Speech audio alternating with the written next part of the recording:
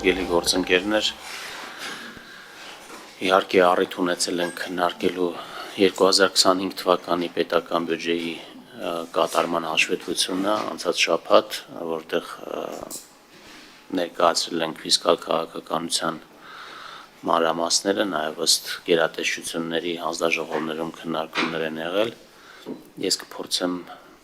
հակիրճ ներկայացնել այն ամենը, ինչ որ արդեն առիթ ունեցել ենք ինչի մասին խոսելու։ Նախ, եթե խոսենք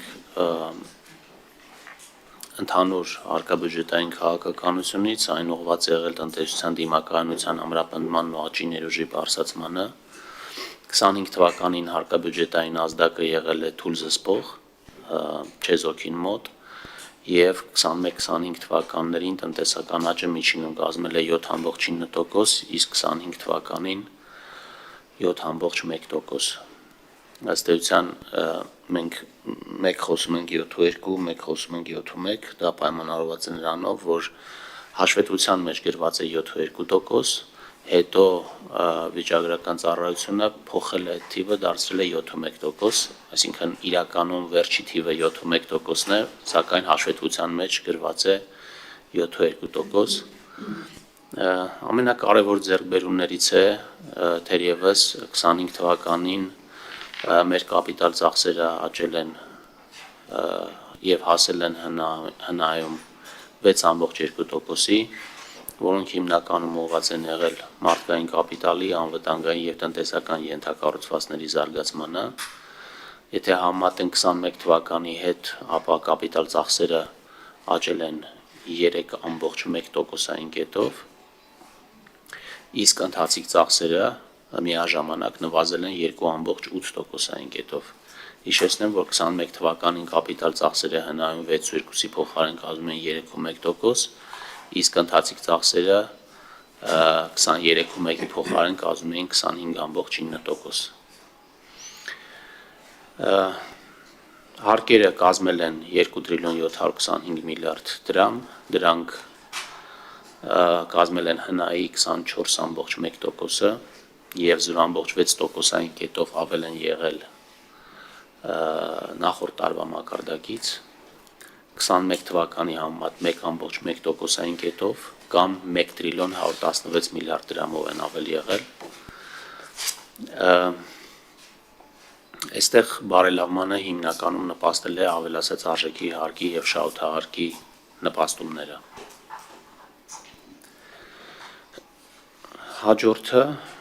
բյուջեի պակասուրդն է, որը կազմել է 3,7%, պլանավորված 5,5%-ի փոխարեն, նոմինալ կազմել է 418,8 միլիարդ դրամ, միջինում վերջին 5 տարիներին մեր պակասուրդը կազմել է 3,2%, որը ամբողջությամբ համահունչ է մեր դրված թիրախներին։ Այս արդյունքների հետևանքով նաև մենք ունենք վարկի նվազում հնայի համեմատությամբ, որը կազմել է 47,3%, որը նվազել է 24 թվականի 48% մակարդակից 0,7%-ային կետով։ Կարծում եմ սա նույնպես շատ կարևոր է, նամանավանդ մեր այն նպատակադրումներով, որ նպատակ ունենք պարտքի սպասարկման ծախսերը մեր եկամուտների մեջ առաջիկայում նվազեցնել 12,1%-ից իջեցնել 10%-ի միջնաժամկետ հատվածում։ Նշեմ նաև, որ վերջին տարիներին 25 թվականը այն տարին էր, երբ մենք կանգնեցրեցինք այդ սպասարկման վճարների աճը և մի փոքր նույնիսկ նվազում ունենք 12,2%-ից նվազել է 12,1%, ինչի, որովհետև ունենք տոկոսադրույքների նվազում, դրա մասին առանձին կխոսեմ։ Մեր քաղաքականությունը համապատասխանել է հարկաբյուջետային ոսկե կանոնին, մեր կապիտալ ծախսերը գերազանցել են պակասուրդը 283,8 միլիարդ դրամով, այսինքն երբ որ որոշ մարդիկ ասում են, թե մենք պարտք ենք վերցնում ընթացիկ ծախսեր անելու համար, սրանով ապացուցում է, որ նույն 283 միլիարդ դրամով ավել կապիտալ ծախս ենք անում, քան պարտք ենք վերցրել, եւ հարկային եկամուտները գերազանցել են ընթացիկ ծախսերը 112 միլիարդ դրամով։ Սա նույնպես համարում եմ կարևոր ցուցանիշ։ Եթե մի փոքր խոսենք պարտքից, ապա պարտքը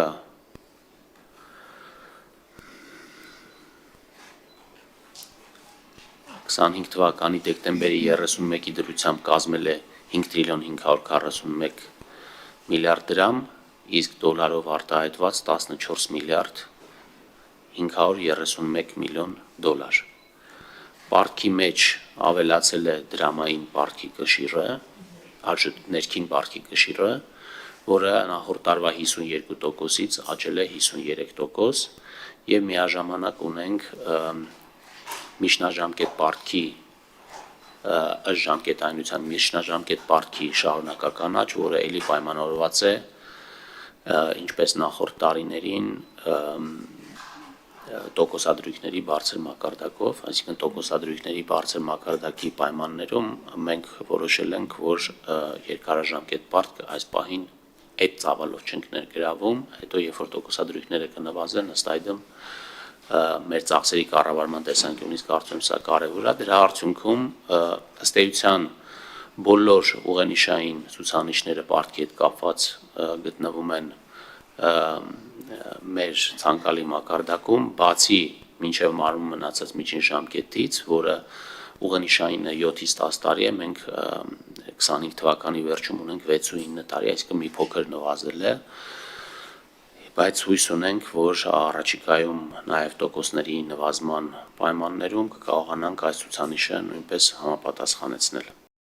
Մի մոռացեք հետևել մեզ Facebook-ում, ինչպես նաև բաժանորդագրվել մեր YouTube-յան ալիքին։